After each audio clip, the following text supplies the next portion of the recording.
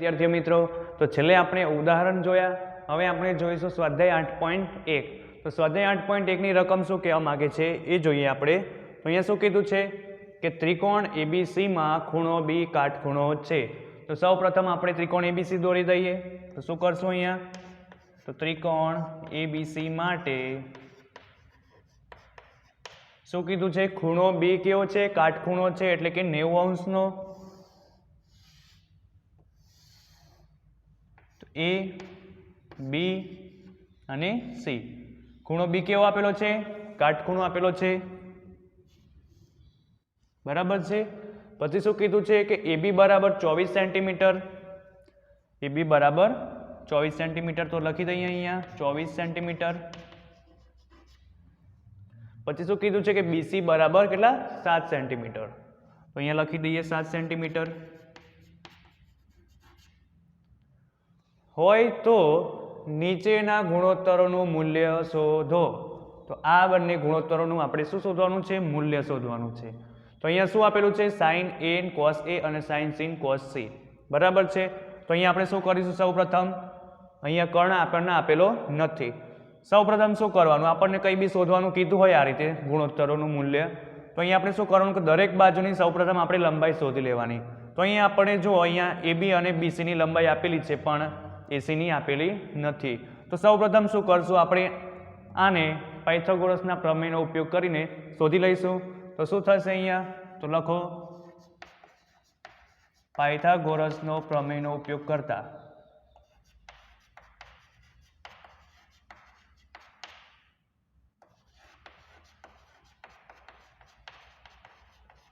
तो शू थशे कर्णनो वर्ग बराबर बाजुनो वर्ग वत्ता बाजुनो वर्ग। तो अहींया कर्ण शुं छे आपणो एसी छे तो लखीशुं AC square is equal to बाजुनो वर्ग एटले के एबी स्क्वेर प्लस बीजी बाजुनो वर्ग एटले केटलो छे बीसी स्क्वेर। तो अहींया आपणे आ शोधवानुं छे तो आने आपणे कर्ता तरीके आम ज राखीशुं बराबर एबी नो वर्ग। तो एबी केटला आपेला छे अहींया आपणने 24 आपेला छे तो शुं थशे वर्ग छे एटले 24 नो वर्ग वत्ता बीसी नो वर्ग एटले बीसी नो वर्ग केटलो आपेलो छे आपणने 7 सेंटीमीटर तो शुं लखाशे 7 सेंटीमीटर। तो 24 नो वर्ग केटलो थशे तो 24 गुणिया 24 करी लो अथवा तो तमने आवडतुं होय तो तमे डायरेक्ट लखी शको छो 24 नो वर्ग केटलो 576 અને 7 નો વર્ગ ખબર છે આપણને 49। તો 576 પ્લસ 49 કરો એટલે તમને મળશે 625। તો AC બરાબર वर्ग છે વર્ગ દૂર કરી એટલે આનું વર્ગમૂળ લેવાનું તો વર્ગમૂળ કેટલું થશે આનું તો તમને ખબર છે 25। તો લખવાનું અહીંયા AC બરાબર 25 સેન્ટીમીટર। તો ચલો અહીંયા લખીશું હવે AC બરાબર જે શોધ્યા એ અહીંયા લખી દઈએ 25 સેન્ટીમીટર। ચલો હવે બીજું જોઈએ। હવે શું કરવાનું છે આપણને દરેક બાજુની લંબાઈ મળી ગઈ બરાબર છે। તો હવે આપણે sin a cos a અને sin c cos c શોધી શકીએ।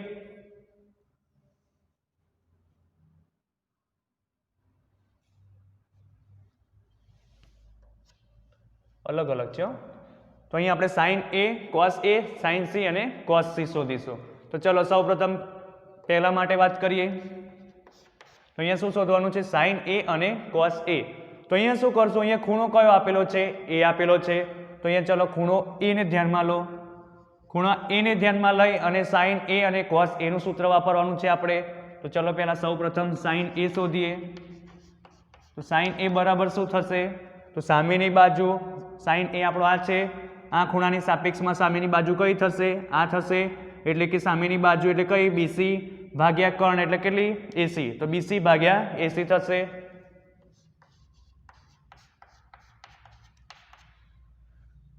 તો અહીંયા સામેની બાજુ એટલે કે 7 સેન્ટીમીટર આપેલા છે અને અહીંયા 25 સેન્ટીમીટર તો BC બરાબર કેટલા 7 અને AC બરાબર કેટલા 25। ચલો તેવી રીતે શેના માટે જોઈશું sin a માટે શોધાઈ ગયું। હવે જોઈએ cos a માટે। તો cos a માટેનું સૂત્ર તમને ખબર છે ખૂણો કયો છે a કીધો છે આપણને તો a ની સાપેક્ષમાં જોવાનું a ની સાપેક્ષમાં શું કીધું સૂત્ર શું થાય cos a નું પાસેની બાજુ ભાગ્યા કર્ણ। તો a ની સાપેક્ષમાં પાસેની બાજુ કઈ થશે આ થશે એટલે કે AB થશે AB ભાગ્યા કર્ણ એટલે કેટલા છે AC એટલે કે AB ભાગ્યા AC। तो AB बराबर आपने केटला आपेला छे अहींया તો 24 સેન્ટીમીટર લખો અને એસી બરાબર કેટલા છે 25, તો લખો 24/25. તો ચલો એક ગુણોત્તરનું મૂલ્ય શોધાઈ ગયું, સાઇન એ અને કોસ એ નું શોધાઈ ગયું, બરાબર છે. હવે તેવી રીતે આપણે બીજા માટે વાત કરવાની છે. તો બીજામાં સાઇન સી અને કોસ સી આપેલું છે. શું આપેલું છે? સાઇન સી અને કોસ સી. તો અહીંયા ધ્યાન રાખવાનું કે અહીંયા ખૂણો કયો આપેલો છે? સી આપેલો છે. તો હવે શું કરવાનું? આપણે અહીંયા એ ખૂણા માટે વાત કરીને અહીંયા તેવી રીતે અહીંયા બીજો એક્ઝામ્પલ છે એ શોધવાનો છે. એમાં ખૂણા સી માટે વાત કરવાની છે, એટલે કે ખૂણા સી માટે જોઈએ. તો આ હવે ખૂણા સી ને ધ્યાનમાં રાખો. ખૂણો સી અહીંયા છે, તો ખૂણા સી ની સાપેક્ષમાં સામેની બાજુ કઈ, પાસેની બાજુ કઈ, એ જોઈ લેવાની સૌપ્રથમ. તો હવે શું કરવાનું છે? સાઇન સી શોધવાનો છે. તો ચલો સાઇન સી બરાબર શું થશે?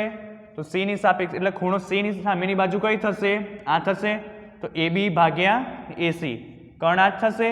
AB ભાગ્યા AC એટલે કે સામેની બાજુ ભાગ્યા કર્ણ એટલે કેટલા છે? 24 સેન્ટીમીટર ભાગ્યા 25 સેન્ટીમીટર. ચલો તેવી રીતે આપણે cos C માટે શોધવાનું છે. તો cos C નું સૂત્ર શું થાય?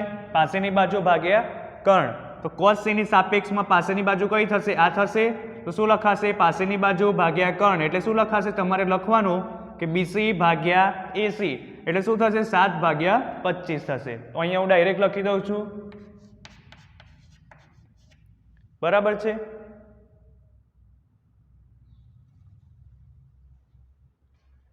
એકદમ સિમ્પલ. અહીંયા શું કર્યું મેં? અહીંયા આપણો એક્ઝામ્પલ પૂરો થાય છે. તો અહીંયા મેં શું કર્યું? સ્વાધ્યાય 8.1 નું પહેલો એક્ઝામ્પલ શું કહેતો? તો એ રકમ મેં કમ્પ્લીટ વાંચી કે ત્રિકોણ ABC માં ખૂણો B કાટખૂણો છે. તો મેં અહીંયા ત્રિકોણ ABC દોર્યો, એમાં ખૂણો B મેં કાટખૂણો અહીંયા દર્શાવી દીધો એટલે કે 90 અંશનો છે. જો AB બરાબર 24 સેન્ટીમીટર, AB બરાબર આપણને 24 સેન્ટીમીટર આપેલા છે, BC બરાબર 7 સેન્ટીમીટર આપેલા છે. તો નીચેના ગુણોત્તરો શોધવાના હતા, સાઇન A cos A માટે અને સાઇન C cos C માટે. તો સૌ પ્રથમ હું આ શોધીશ, બરાબર છે.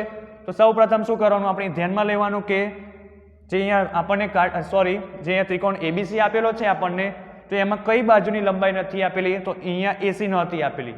તો મેં શું કર્યું? AC શોધી લીધી પાયથાગોરસનો પ્રમેયનો ઉપયોગ કરીને. ત્યારબાદ શું કરશો? સાઇન A cos A શોધવાનો છે આપણે. પહેલા સૌપ્રથમ સાઇન A શોધીશું, પછી cos A શોધવાનો છે. અને અહીંયા ખૂણો ખાસ ધ્યાનમાં રાખવાનો. ખૂણો કયો આપેલો છે? A આપેલો છે. તો મેં ખૂણા A ને ધ્યાનમાં રાખ્યો. સૌપ્રથમ ખૂણા A ને ધ્યાનમાં રાખીને સાઇન A અને cos A નું સૂત્ર વાપર્યું. તો ખૂણો A અહીં રહ્યો, તો એનું સાઇન A અને cos A નું સૂત્ર શું થશે? તો સાઇન A બરાબર શું થશે? સામેની બાજુ ભાગ્યા કર્ણ એટલે કે BC ભાગ્યા AC, જે મેં અહીંયા લખ્યું.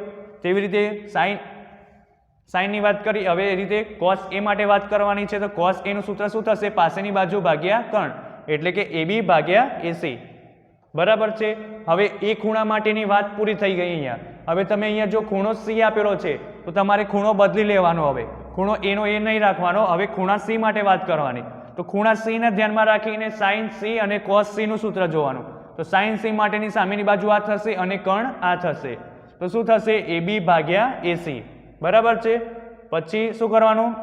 હવે એ રીતે cos C માટે તો પાસેની બાજુ ભાગ્યા કર્ણ એટલે શું થશે? BC ભાગ્યા AC એટલે કે 7/25 છે. એકદમ સિમ્પલ. તો અહીંયા આપણો એક્ઝામ્પલ નંબર 1 પૂરો થાય છે. હવે આપણે જોઈએ એક્ઝામ્પલ નંબર 2.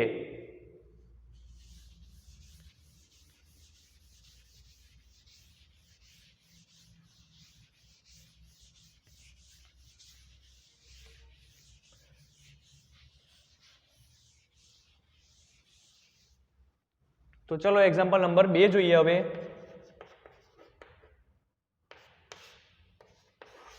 તો એમાં શું કીધું છે કે આકૃતિ 8.13 માં tan P minus cot R શોધો. tan P minus cot R શોધો. તો અહીંયા તમને આકૃતિ આપેલી છે. ત્રિકોણ PQR માટે આપેલું છે આપણને.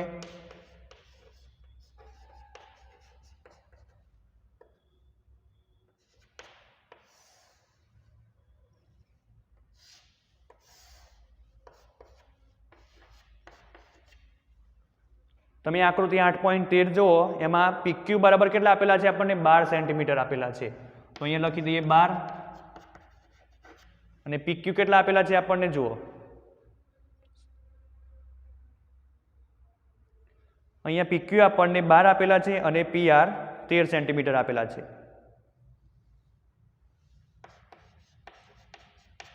તો તમે અહીંયા જુઓ કર્ણ આપણો મોટી લંબાઈ વાળો છે એટલે કર્ણ આ થશે, બરાબર છે. અને અહીંયા આપણને કાટખૂણો Q આપેલો છે રકમમાં. તો હવે શોધવાનું છે આપણે tan P અને cot R. પછી શું કરશું? બંનેની બાદબાકી કરશું.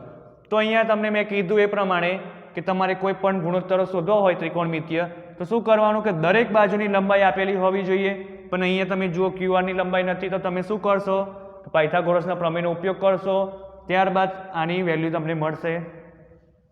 તો ચલો પાયથાગોરસના પ્રમેયનો ઉપયોગ કરતા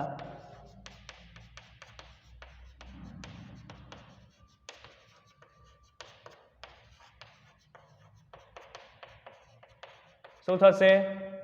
તો PR નો સ્ક્વેર એટલે કે કર્ણનો સ્ક્વેર બરાબર બાજુનો સ્ક્વેર પ્લસ બાજુનો સ્ક્વેર એટલે શું થશે? PQ square plus QR square. તો અહીંયા તમે જુઓ PR નો સ્ક્વેર એટલે શું થશે? 13 સેન્ટીમીટર આપેલો છે કે એટલે 13 નો વર્ગ થશે. PQ નો સ્ક્વેર એટલે કે આ રહ્યો, PQ કેટલા આપેલા છે? 12 સેન્ટીમીટર, તો શું થશે? 12 નો વર્ગ થશે પ્લસ QR નો વર્ગ જે આપણે શોધવાનો છે.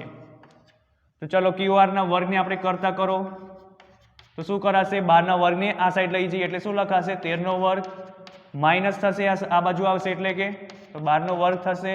તો 13 નો વર્ગ કેટલો થશે? 169 માઇનસ આનો તો શું થશે? 144. 13 નો વર્ગ 169 અને 12 નો વર્ગ કેટલો? 144. તો હવે શું કરશું? બંનેની બાદબાકી કરો એટલે શું મળશે? 9 માંથી 4 જાય તો 5, 6 માંથી 4 જાય તો 2 અને 1 માંથી 1 જાય તો 0 એટલે કે 25 મળે આપણને. હવે વર્ગને પેલી બાજુ લઈ જાઓ એટલે આનું વર્ગમૂળ કરવાનું તો શું મળશે? 25 નું વર્ગમૂળ QR બરાબર 5. તો અહીંયા આપણને 5 સેન્ટીમીટર મળી ગયા. તમારે ખાસ લખવાનું અહીંયા 5 શું છે? 5 સેન્ટીમીટર, બરાબર છે. હવે શું કરશું? આપણને દરેક બાજુની લંબાઈ મળી ગઈ. હવે tan P અને cot R શોધીશું. તો tan P અને cot R નું તમને સૂત્ર યાદ હોવું જોઈએ. તો tan P નું સૂત્ર શું થશે? એટલે કે P આપેલો છે અહીંયા તમે જુઓ tan P અને cot R બંને કેવા ખૂણા અલગ અલગ આપેલા છે એટલે કે એક વખત આપણે P ને ધ્યાનમાં રાખીને tan નું સૂત્ર વાપરીશું અને એક વખત R ને ખૂણો રાખીને cot R નું સૂત્ર વાપરીશું, બરાબર છે. તો અહીંયા tan P માટે વાત કરીએ એટલે કે ખૂણો P લઈએ. અહીંયા tan P માટે કીધું છે ને તો tan P માટે જોઈએ. તો tan P માટે સૂત્ર શું થશે? સામેની બાજુ ભાગ્યા પાસેની બાજુ. tan P ની સાપેક્ષમાં ખૂણા P ની સાપેક્ષમાં સામેની બાજુ કઈ થશે? આ થશે. તો QR ભાગ્યા પાસેની બાજુ કઈ છે? PQ. તો શું લખાશે? QR ભાગ્યા PQ.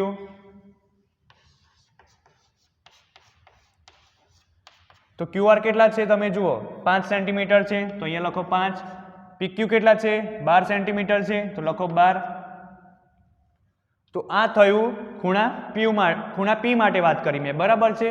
tan P મેં શોધી નાખ્યો. હવે cot R શોધવાનો છે. ખાસ ધ્યાનમાં રાખજો cot R છે. તમે cot P લઈને તમે સૂત્રનો ઉપયોગ કરીને cot R ની વેલ્યુ ના શોધતા એ રીતે તમારો એક્ઝામ્પલ ખોટો પડશે. એના માટે શું કરવું પડશે? તમારે ખૂણો બદલવો પડશે. તો ચલો બીજી આકૃતિ દોરીએ આપણે એની માટે. P, Q અને R. રકમમાં શું શું આપેલું છે? 12 સેન્ટીમીટર, પછી 13 સેન્ટીમીટર અને 5 સેન્ટીમીટર, બરાબર છે. ખૂણો આપણને કાટખૂણો Q આપેલો છે. હવે tan P માટે વાત કરીએ તેવી રીતે અહીંયા cot R છે, ખૂણો R લેવાનો છે. તો ખૂણા R કયો છે આપણો? અહીં રહ્યો. તો આની સાપેક્ષમાં આપણે cot R નું સૂત્ર વાપરવાનું છે. ખૂણો કયો છે અહીંયા આપણો? R છે.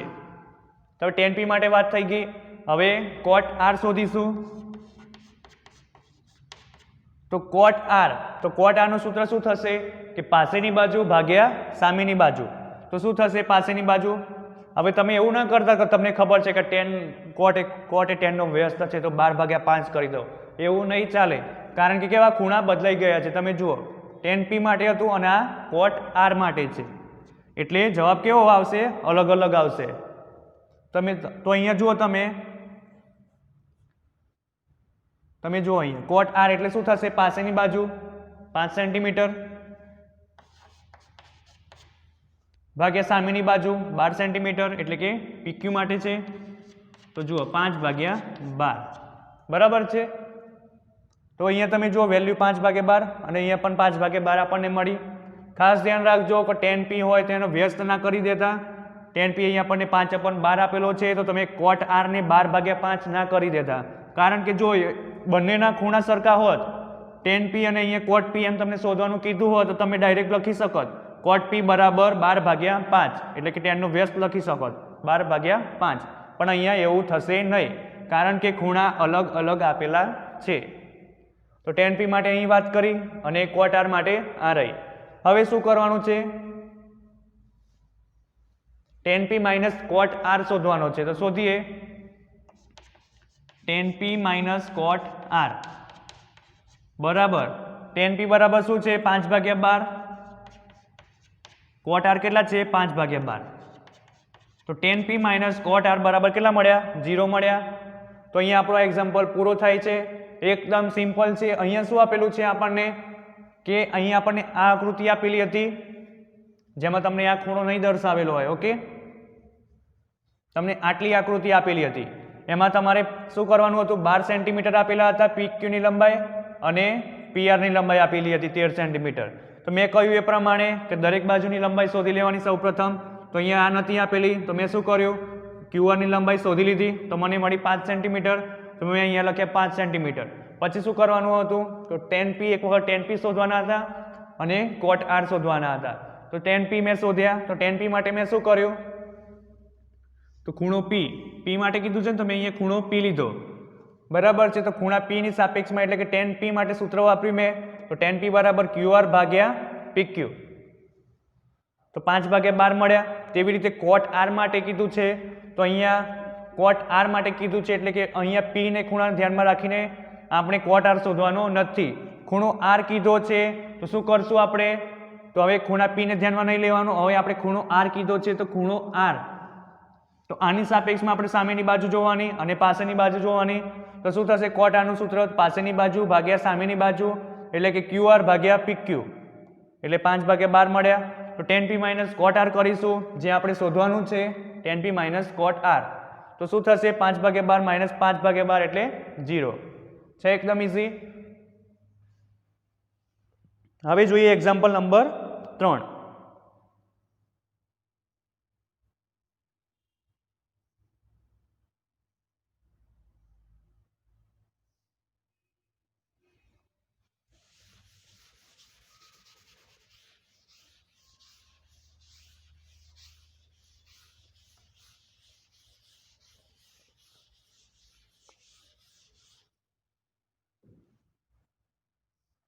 તો એક્ઝામ્પલ નંબર 3 ની રકમ શું આપેલી છે કે જો sin A બરાબર 3/4 હોય તો cos A અને tan A ની ગણતરી કરો। cos A અને tan A ની ગણતરી કરો એટલે અહીંયા આપણે cos A અને tan A શોધવાના છે। તો ચલો કઈ રીતે શોધશું આપણે તો સૌપ્રથમ આપણે શું કરશું ત્રિકોણ ABC લઈ લઈએ। ABC લઈ લઈએ, તમે કોઈ બી લઈ શકો છો, APQ ADC ગમે તે કોઈ બી લઈ શકો છો। હું અહીંયા ABC લઉં છું તો અહીંયા હું લખીશ અહીં ત્રિકોણ ABC માટે એક્ઝામ્પલ નંબર 2 માં તમને કદાચ આકૃતિ આપેલી હશે, જો ના આપેલી હોય તો તમને આવડવી જોઈએ આકૃતિ ડ્રો કરતા, ઓકે। તો અહીંયા ચલો ત્રિકોણ ABC માટે અહીંયા આપણો ખૂણો બી કાટખૂણો લઈ લઈએ છીએ A B અને C। અહીંયા આપણને શું કીધું છે sin A, ખૂણો કયો આપેલો છે A, ખૂણો A એટલે કે ખૂણા A ને ધ્યાનમાં રાખીને આપણે સૂત્રો વાપરવાના છે sin A cos A અને tan A માટે, એટલે માટે મેં અહીંયા ખૂણો A દોરી દીધો। હવે શું કરીશું તો sin A બરાબર 3/4 આપેલા છે તો અહીંયા લખીશ અહીં sin A બરાબર 3/4. તો અહીંયા 3/4 આપેલા છે. તો સાઇન એ ખૂણા એ ની સામેની બાજુ શું થશે? હવે ખૂણા એ ની સામેની બાજુ બીસી થશે ભાગ્યા કર્ણ શું થશે? આ થશે એટલે કે બીસી ભાગ્યા એસી. બરાબર છે. હવે શું કરશું આપણે? આ ગુણોત્તરો માટે કોઈ ધન સંખ્યા કે લઈ લઈએ.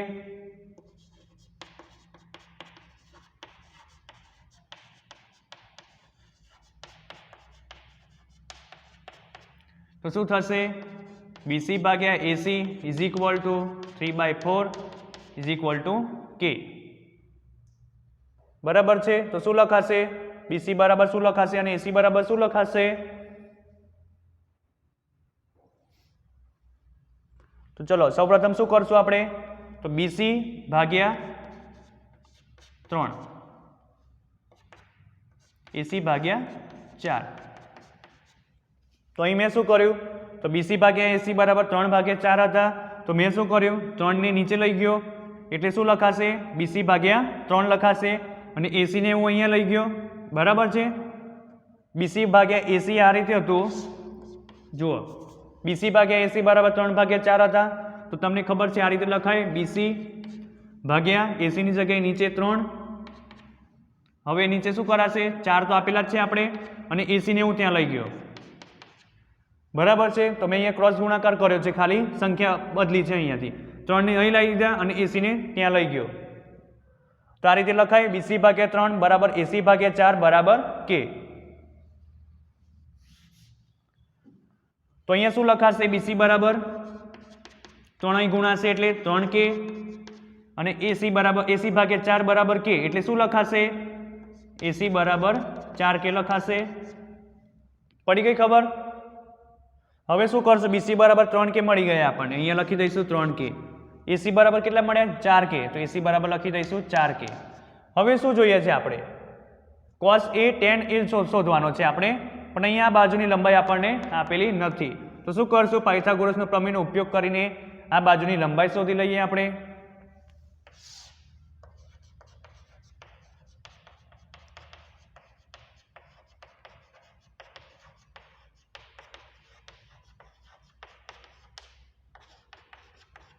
તો શું થશે? AC square is equal to AB square plus BC square.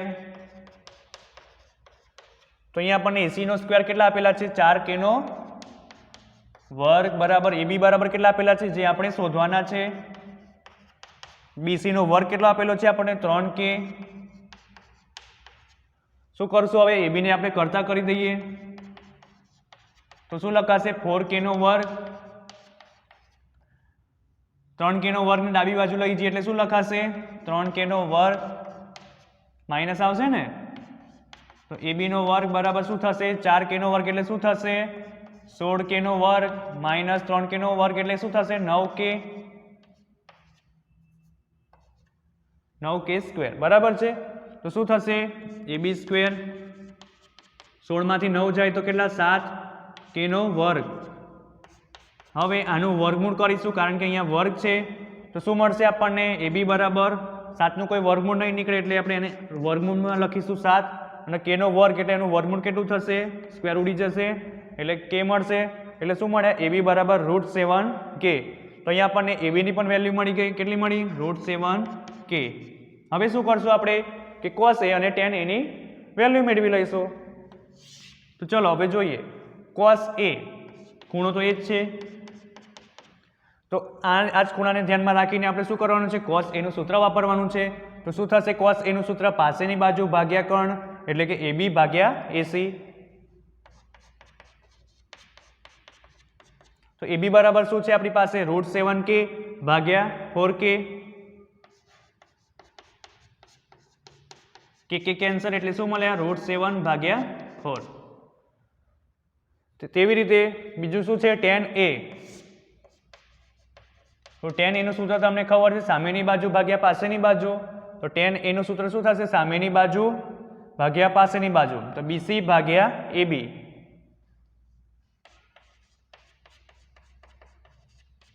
તો BC શું છે અહીંયા આપણી પાસે? 3K છે અને AB કેટલા છે? √7K. તો લખો અહીંયા 3K. ભાગ્યા √7 કે કેન્સલ, તો 3 ભાગ્યા √7 છે. એકદમ સિમ્પલ. તો અહીંયા શું કરવાનું હતું, રકમમાં શું આપેલું ધ્યાનથી જોવાનું. રકમ આપણને શું આપેલી છે પહેલા, કે જો sin a બરાબર 3/4 હોય તો cos a અને tan a ની ગણતરી કરો. તો અહીંયા તમે જુઓ એક જ ખૂણાનો ઉલ્લેખ કર્યો છે a. સૌપ્રથમ ખૂણા જોઈ લેવાના, બરાબર છે. પછી શું કરવાનું, આકૃતિ ડ્રો કરવાની. તો આકૃતિ આ રીતે ડ્રો થશે ત્રિકોણ abc માટે. તો અહીંયા આપણે ખૂણો બી કાટખૂણો લઈ લીધો છે મેં. પછી શું કર્યું છે કે 3/4 sin a બરાબર 3/4 આપેલા છે. તો sin a બરાબર શું થશે, ખૂણો a ની સાપેક્ષમાં સૂત્ર શું થશે, ખૂણા a ને ધ્યાનમાં રાખીએ તો સામેની બાજુ ભાગ્યા કર્ણ એટલે bc ભાગ્યા ac. તો bc ભાગ્યા ac બરાબર 3/4. આ sin a નું મેં સૂત્ર લખ્યું અહીંયા, બરાબર છે. પછી શું કર્યું, જો કોઈ ધન સંખ્યા k માટે તો મેં આની બરાબર k લઈ લીધા. શું કર્યું, k લઈ લીધા. તો હવે મેં શું કર્યું પછી કે bc ભાગ્યા ac બરાબર 3/4 છે. તો 3 ને હું અહીં લઈ શકું અને ac ને અહીં લઈ જઈ શકું. તો મેં અહીં એવું કર્યું. તો bc ભાગ્યા 3 કર્યા બરાબર ac ને અહીંયા લઈ ગયો ભાગ્યા 4 અને બરાબર k તો હતા જ. પછી શું કર્યું, bc ભાગ્યા 3 બરાબર ac ભાગ્યા 4 બરાબર k હોય તો શું કરવાનું, તો bc ભાગ્યા 3 બરાબર k. શું કરાય, bc ભાગ્યા 3 બરાબર k એટલે શું લખાય, bc બરાબર 3k લખ્યા મેં. તેવી રીતે ac ભાગ્યા 4 બરાબર k તો શું લખાય, ac 4 ને અહીંયા ગુણી દઈશ તો શું લખાશે, ac બરાબર 4k. તો મેં અહીંયા ac બરાબર 4k લખ્યા. તો અહીંયા મેં bc અને ac મળી ગયા. તો અહીંયા મેં લખી દીધા bc બરાબર 3k અને ac બરાબર 4k. તો અહીંયા શોધવાનું શું હતું, મારે ab શોધવાનું હતું. તો પાયથાગોરસનો પ્રમેયનો ઉપયોગ કરીને મેં ab શોધી લીધા. કેટલા મળ્યા, √7k. બરાબર છે. દરેક બાજુની લંબાઈ મને મળી ગઈ. પછી મેં શું કર્યું, cos a અને tan a નું સૂત્ર વાપરીને કિંમતો શોધી લીધી છે. એકદમ સિમ્પલ. તો અત્યારે આપણે અહીં સુધી રાખીએ છીએ. હવે આપણે નેક્સ્ટ લેક્ચરમાં મળશું.